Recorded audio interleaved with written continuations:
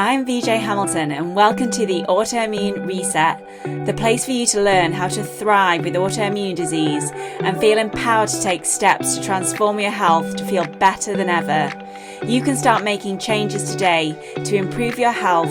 So with every episode, my mission is to share with you simple ways to up-level your diet and lifestyle with key learnings from my own journey reversing autoimmune disease and inspirational stories from those who have reset their autoimmune symptoms and are now thriving in life.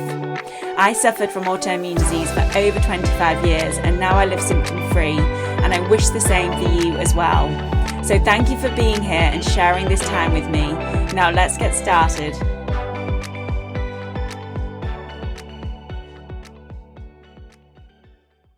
Hello, and welcome back to this Friday 5 episode of the Autoimmune Reset podcast. And today I want to talk about something that comes up so much, especially with parents, and that is how do you get more nutrients into your child's diet? And I wanted to approach this slightly differently because I don't believe nutrition should just become another source of stress. We live in a world where parents already feel like they are not doing enough. And sometimes we focus so much on everything we need to remove, about removing sugar or removing processed foods or removing snacks. But actually, one of the most powerful things we can do is ask, what can you add in? And how can I add more vitamins, add more minerals, add more color to the plate, add more proteins, add more healthy fats? Because when we focus on nourishment rather than restriction, it completely changes things. And I work with lots of children who have different issues. I work with a lot of children with alopecia.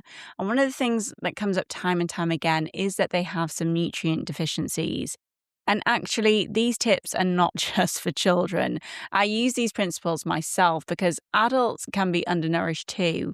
And we can be eating enough calories, but we can be eating calories that aren't giving us any nutrition, these empty calories, but not necessarily giving our body the raw materials it needs to repair, create energy, and regulate our immune system. So here are 5 simple ways to increase nutrient density. Number 1 is upgrading your mints. And this is one of the easiest places to start because so many families already eat things like spaghetti bolognese or chili or burgers or meatballs or cottage pie or shepherd's pie. And one thing you can do is mix a small amount of organ meat into your normal mince or ground meat as it's called in the US. And there are actually lots of companies now where you can buy mince that already has ground organ meat in it. And now I know organ meat does not sound appealing to everyone, and most people are not suddenly going to sit down with a plate of liver, and I'm not expecting that. But traditionally we ate far more of the whole animal. And actually one of the things that I committed to myself when I went from being a vegetarian to eating meat is that I was going to do my best to eat the whole animal rather than just eating the best cuts of meat from the muscle. And when we look in the past, we weren't just eating muscle meat. Organs are some of the most nutrient-dense foods available. And liver, for example, contains nutrients like vitamin A, B, vitamin B12, iron, copper, and choline. And you don't need a huge amount. You could start with something like 10% liver mixed into beef mince. Once it is cooked with the herbs, spices, and a sauce, most people would never notice. And this is not about tricking your family or your children. It's about generally increasing exposure and increasing nourishment. You can also do this with adults when they are struggling with the taste of organ meats as well. And I find lots of my clients are doing this now and they're having the combined mince because sometimes it's just about meeting yourself where you're at, and a piece of liver might be a bit too much for you to start with. It was one of the things that I prioritized when I was working on my own health, and I'd feel such a lift in energy when I would eat organ meat. I could see that it was benefiting my body at that point in time and I really needed it. And I committed to eating it 3 times a week. Now, we don't need to eat it 3 times a week, but at that point in my life, I felt like it made a real difference from doing that. I will admit I don't eat it as much anymore. And, I will occasionally, I'm happy to just eat it as it is. And I've got a few recipes that I make with liver. So it's quite nice in like a curried recipe. You can make it with wild mushrooms. You can also, depending on the type of liver, you can bake it as well. So there's lots of different ways you can eat it. But I do find adding it to the mince can make such a difference. So number 2 is upgrading your smoothies. And smoothies are such a simple way to add nutrients because you can take something your child already enjoys, hopefully, and gently increase the nutritional value. And you might add some berries, which are rich in polyphenols. You could also add berry powders like blueberry powder or acai or cranberry powder. You can add collagen peptides for those additional amino acids. You can also add avocado for healthy fats, and it provides a much more creamy texture. And I will always have some frozen avocado that I can just throw into a smoothie. You can add things like chia seeds or ground flaxseed. And if tolerated, for fiber and those omega-3 fats. You could even add some frozen cauliflower or courgette because they blend really well without changing the flavor.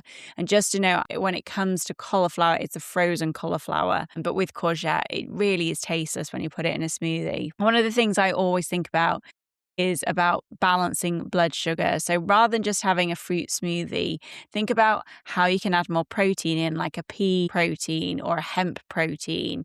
Adding those healthy fats, like you can add in kefir or you can add in avocado, whereas the fiber, like the chia seeds, the flax seeds, because that combination gives that longer lasting energy rather than causing spikes in blood sugar. Number 3 is adding vegetables into sauces. And again, this is such an easy one.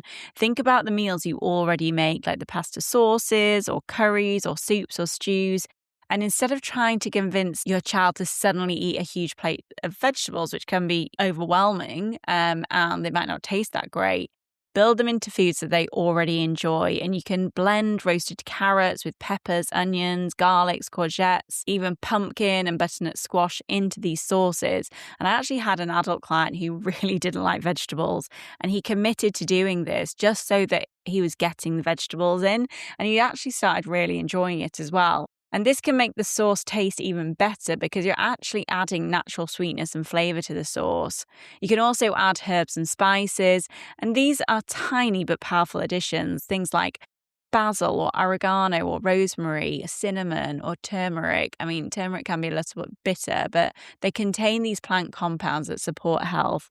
And again, adults can benefit from this too, because sometimes we're looking for a complicated solution, but adding more plants and diversity into our meals can make a big difference. Number 4 is upgrading familiar foods. And this is one I love because healthy eating doesn't mean children can never have their favorite foods. It's about changing the ingredients. And I often recommend a homemade chicken nugget recipe, but instead of the highly processed versions, you can actually use your own good quality chicken and you can coat them in egg and then use an alternative like quinoa flakes or quinoa itself. You can use ground almonds if tolerated. You can put crushed seeds on there, or even a gluten-free crumb, which is made from whole food ingredients.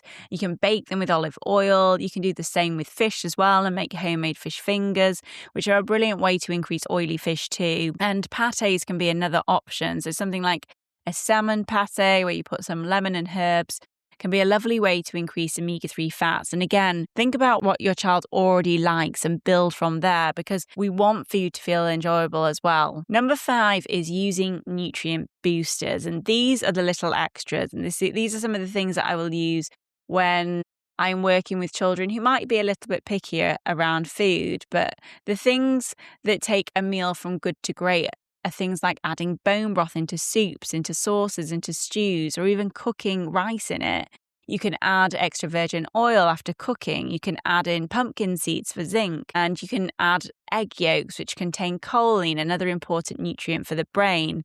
You can add in fermented foods if tolerated, and you do need to be careful with fermented foods, but a small amount of sauerkraut or live yogurt. And again, you can add herbs and spices. You can add colour through vegetables, and sometimes these tiny things done consistently have a bigger impact than trying to overhaul everything overnight. And I think if your child is a picky eater, and I was a picky eater, if you do things that are too overwhelming, it's actually going to be really off-putting in the long run. So it's best to build it up and focus on what they enjoy eating. And actually, when I'm working with clients, this is what I'm looking at too. I always ask, like, what's your favorite food? Because we need to kind of plan the diet around those favorite foods in as healthy a way as possible, because being healthy is about being happy as well. And it's not about eating foods that we don't enjoy. And my final thought for today is that whether you are feeding your children or feeding yourself, yourself, try changing the questions. So instead of thinking, what foods do I need to remove? Start thinking about what foods you can add today to help your body function better. And actually, when you eat more of those foods, you overcrowd the bad foods anyway, because health is not just about avoiding things. It's about giving your body the nutrients, the signals, and the environment it needs to thrive. So thank you so much for listening to this week's Friday 5. If you have any questions about this or anything to share about how you have improved your child's nutrition, I'd love to hear from you. I love getting tips from you as well. You can also pop over to my free group, the Autoimmune Forum, and share over there, or pop over to my Instagram and send me a direct message. If not, have a fantastic weekend and I'll speak to you soon. Take care. Thank you very much for joining me today on the Autoimmune Reset. I really hope you enjoyed the discussion, and be sure to subscribe to the podcast so that you never miss an episode. And if you liked it, I would hugely appreciate a review on iTunes, as it helps me understand what you like about the podcast and to help share the information with more people. I'm excited to speak to you next time. And remember, you have the power to take the reins on your health. So keep the faith and celebrate the small wins. Until next time.